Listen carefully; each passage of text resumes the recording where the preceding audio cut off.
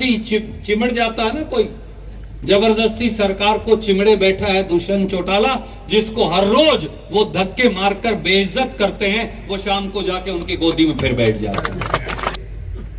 कहते थे मनोहर लाल खट्टर जी को जमुना पार करवा कर आएंगे, परंतु मनोहर लाल खट्टर की गोदी में दोनों भाई जबरन चिपके बैठे हैं। HPSC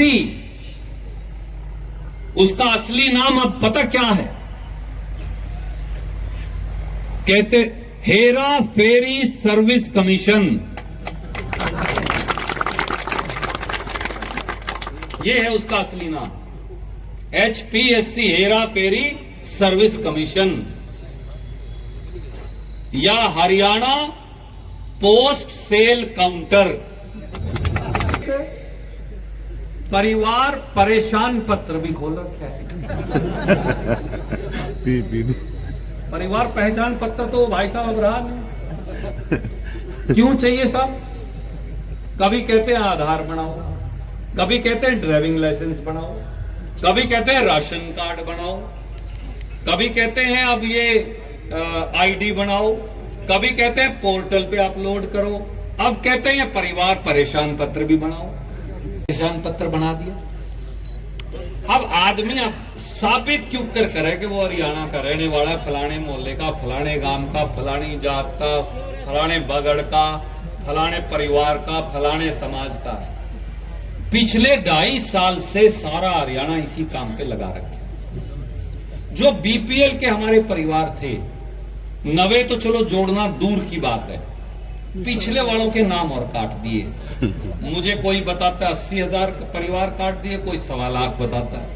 मैं कह रहा हूं 80,000 परिवार भी काट दिए हों तो 5 जी तो होंगे एक परिवार में, तो 8 पंजे 40, तो कितने लाख लोगों को कहां जाएंगे? 1 लाख परिवार भी हो और 5 जी भी हो, तो 5 से 6 लाख 8 लाख लोग जो हैं आज वो धक्के खाते सड़क पे घूमने लग रहे हैं। क्या कहना है? कर्नाटक में कांग्रेस पार्टी की जीत, श्री राहुल गांधी जी की तपस्या, श्री मल्लिकार्जुन खड़गे की अथाह मेहनत और संकल्प, कांग्रेस के कार्यकर्ताओं के द्वारा चरणबद्ध होकर अथाह और बेशुमार मेहनत और एक नीतिगत तरीके से चुनाव लड़ने का कांग्रेस का तरीका, ये उसके चलते कांग्रेस की जीत कर्नाटक में हुई। ये एक प्रांत की जीत नहीं है, ये देश में राजनीति की करवट का संकेत है। और जैसा अब RSS और BJP के लोग अपनी पत्रिकाओं में लिखने लगे हैं कि ये मोदी जी के नेतृत्व को नकार देने का बिगुल भी है लोगों के द्वारा, क्योंकि लोग जुमलों से थक गए हैं, झूठे वादों से थक गए हैं, और अगर मैं हरियाणवी भाषा में कहूं तो भाजपा की मीठी गोलियों और टॉफियों से थक गए हैं। इधर भाजपा जजप्पा सरकार और दिल्ली में मोदी सरकार, दोनों ने मिलकर देश के भविष्य को लूट लिया है, देश के प्रजातंत्र को कुचल दिया है, देश के संविधान को लहूलुहान कर दिया है, देश की संवैधानिक संस्थाओं को रौंद दिया है। और इसलिए देश अब बेरोजगारी के खिलाफ, महंगाई के खिलाफ, भ्रष्टाचार के खिलाफ, नफरत और बंटवारे की आंधी के खिलाफ एक नया बिगुल बजाने को तैयार है। उस बिगुल की हुंकार आपको सुनाई दी कर्नाटक में, पर वो कर्नाटक के 6.5 करोड़ लोगों के साथ साथ देश में बदलाव की करवट की आहट भी है। और अगर मैं ये कहूँ कि एक शंखनाद भी है तो शायद सही होगा। मैं इस बात के लिए अपने आप को सौभाग्यशाली मानता हूँ कि मुझे एक कार्यकर्ता के तौर पर और प्रभारी के तौर पर कर्नाटक की कांग्रेस का नेतृत्व करने का मौका मिला।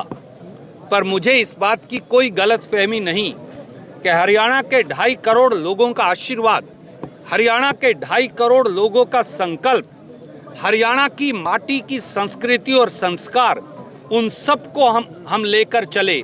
और उस संस्कार और संस्कृति का परिणाम है कि हरियाणा और कर्नाटक की संस्कृति ने मिलकर तानाशाहों को हरा दिया और देश में लोगों की सरकार बनाने का पदार्पण किया। कर्नाटक में आप प्रभारी थे, आपने सभी को एक सूत्र में बांध दिया। हरियाणा में तो आप भी एक पक्ष हैं, तो सभी को कैसे सूत्र में बांधा? देखिए, सवाल नेताओं का है ही नहीं। हरियाणा की जनता बदलाव के लिए तैयार है। हरियाणा की जनता केवल नेताओं को सत्ता में नहीं बिठाना चाहती जैसा कुछ नेता मानते हैं। हरियाणा की जनता का एजेंडा चाहती है। हरियाणा के दलित के लिए कांग्रेस क्या करेगी हमें ये बताना पड़ेगा एक एक घर जाकर। हरियाणा के पिछड़े वर्गों के लिए हम क्या करेंगे हमें ये उन्हें बताना पड़ेगा। हरियाणा के नौजवान के लिए हम क्या करेंगे ये आज वक्त की मांग है, इस बात का एजेंडा सामने रखना। हरियाणा के छोटे छोटे दुकानदार, अग्रवाल समाज, पंजाबी समाज, शहर में रहने वाले साथियों के लिए हम क्या करेंगे, कैसे हरियाणा के 68 से ज़्यादा शहरों की शक्ल को बदलेंगे जो अब स्लम में तब्दील हो चुके हैं। हरियाणा के गांव में एक नई खुशबू की आहट कैसे आएगी। हरियाणा में जो छोटी छोटी बिरादरियां हैं उन्हें बराबरी का अधिकार हम कैसे देंगे, ये लोग जानना चाहते हैं। लोग ये नहीं चाहते कि कोई एक व्यक्ति केवल मुख्यमंत्री बनने की लड़ाई लड़े। ये लड़ाई मुख्यमंत्री या मंत्री बनने की नहीं, ये लड़ाई हरियाणा में व्यवस्था परिवर्तन की है जो हम सब मिलकर कांग्रेस में राहुल जी और खड़गे साहब के नेतृत्व में करके दिखाएंगे। भाजपा इस वर्ष को अमृतकाल बता रही है, आप क्या कहाँ देखते हैं? आदरणीय मित्र, अमृतकाल का मतलब होता है जहां बेरोजगारी ना हो, महंगाई ना हो, बराबरी का माहौल हो, अमन चैन हो, भाईचारा हो, जाति और धर्म का बंटवारा ना हो। परंतु सच्चाई इसके बिल्कुल विपरीत है। उन्होंने देश की संस्कृति में एक विषैलापन और बंटवारा फैला दिया है। देश को जात और धर्म के आधार पर बांटकर आप देश को अमृतकाल में कैसे ले जा सकते हैं। अमृतकाल प्रेम की दुकान से चलेगा, नफरत की दुकान में अमृतकाल नहीं चल सकता। बहुत बहुत धन्यवाद।